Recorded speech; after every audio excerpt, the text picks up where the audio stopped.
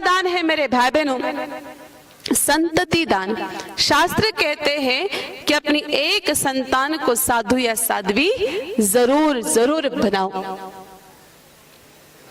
आप में से कितने लोग दिलचस्प है अपने बच्चों को साधु या साध्वी बनाने के लिए? एक भी नहीं है मेरे भाई बहनों। सामने बैठने वाले के और घर पे सुनने वाले का सबकी हालत एक जैसी है। कोई भी तैयार नहीं अपने बच्चों को साधु या संत या साध्वी बनाने के लिए, और बनाएंगे भी कैसे? क्योंकि हर घर में एक एक ही बच्चे हैं, तो जिनके एक एक बच्चे होंगे मेरे भाई बहनों, वो अपने बच्चों को साधु या साध्वी कैसे बना सकते हैं? हालांकि अब इसमें आपकी भी कोई गलती तो है ही नहीं।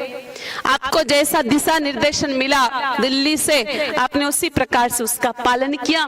मेरे भाई बहनों, पहले होता था नारा हम दो हमारे दो, फिर नारा बदला हम दो हमारा एक। आने वाले समय में मेरे भाई बहनों शायद ऐसा भी नारा आ सकता है कि हम दो हमारे जीरो, हम दो हमारे शून्य। क्योंकि आजकल जो बच्चे पैदा हो रहे वो बिल्कुल अधकचरे ही तो पैदा हो रहे। जन्म होते ही उनको कांच की पेटी में रखना पड़ता है, तो ये कौन से परिपक्व बच्चे पैदा हो रहे हैं? परंतु मेरे भाई बहनों सोचने की बात है, जो नारे लगाए जाते हैं हम दो हमारे दो, हम दो हमारे एक, कि भाई देश की जनसंख्या बढ़ती जा रही है, इसलिए जनसंख्या को कंट्रोल करने के लिए एक या दो ही बच्चे होने जरूरी है।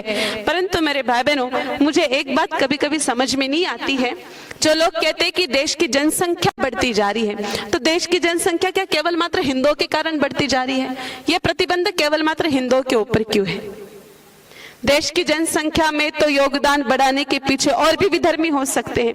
आप विधर्मियों के घर में चले जाओ, मुसलमानों के घर में अगर हम चले जाए ना मेरे भाई बहनों, तो एक एक घर में कम से कम आपको 12-12, 13-13, 14-14 बच्चे तो मिलेंगे, डजन या 1.5 दर्जन तो मिलेंगे ही मिलेंगे कम से कम। और हमारे 1 से 2 होते ही हमें डर लगने लग जाता है, कहीं हमारी नौकरी ना चले जाए, कहीं हमारे ऊपर रेड ना आ जाए, कहीं हमें सस्पेंड ना किया जाए।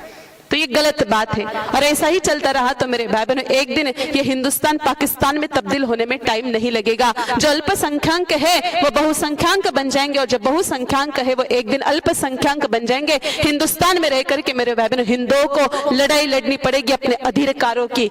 इसलिए संतान होनी चाहिए, और ज्यादा सोचने की जरूरत नहीं है कि ज्यादा बच्चे होंगे तो क्या खिलाएंगे।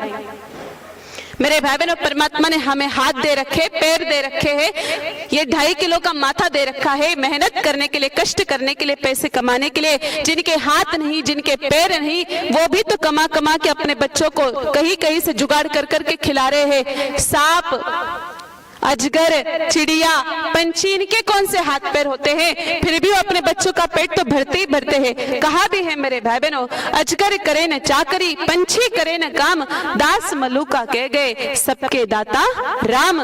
जो चोच देता है वो चुग्गे की व्यवस्था पहले ही करके रखता है। भगवान के मैनेजमेंट को हम चैलेंज नहीं कर सकते। भगवान का मैनेजमेंट इतना तगड़ा है, वो जब बच्चे को संसार में भेजते ना, बच्चा जन्म ले उसके पहले उसकी माँ के स्तनों में दूध भेज देते हैं। और दूध भी कैसा मेरे भाई बहनों, ना फीका, ना मीठा, ना गरम, ना ठंडा, बिल्कुल एक दिन के बच्चे के टेम्परेचर के अनुसार जैसा दूध चाहिए होता है वैसा दूध भगवान भेजते हैं। तो जब भगवान बैठा है ऊपर सावरा सेठ, तो मेरे भाई बहनों हमें किस बात की चिंता करनी?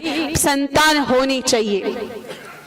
संतान मेरे भाई बहनों कम से कम 4 होनी चाहिए, क्योंकि सुन लीजिए अच्छी तरह से, 4 वेद है, 4 पुरुषार्थ है, 4 धाम है, 4 मूलांक को श्रेष्ठ माना गया है। इसलिए संतान कम से कम 4 होनी चाहिए। अब इसमें यूं नहीं कि 4 बेटे हो गए तो बड़े को तो ये दुकान लगा दी, छोटे को वो दुकान लगा दे और तीसरे को वहां भेज दिया। ऐसे नहीं मेरे भाई बहनों, बड़े बेटे को बनाओ आप साधु, दूसरे को बनाओ फौजी। क्योंकि अगर प्रत्येक घर में एक एक ही औलाद जन्म लेगी तो हिंदुस्तान की सरहद पर मेरे भाई बहनों हम फौजी कहां से भर्ती करेंगे? पाकिस्तान की थोड़ी भर्ती होगी क्या? हिंदुस्तान से ही तो फौजी जाएंगे। दूसरे बेटे को फौज में भेजो, तीसरे को समाज सेवक बनाओ, और चौथे को अपने पास में रखो। बाकी 4 को अगर खुद के ही पास रखोगे तो गड़बड़ भारी हो जाएगी, क्योंकि बड़ा देखेगा कि छोटा खिलाएगा, छोटा दिखेगा कि मझला खिलाएगा, और इस चक्कर में मेरे भाई बहनों 4 बेटों का बाप भूखा रह जाएगा। इसलिए इस मैनेजमेंट के साथ हमें चलना जरूरी है। तो दूसरा दान है संतति दान।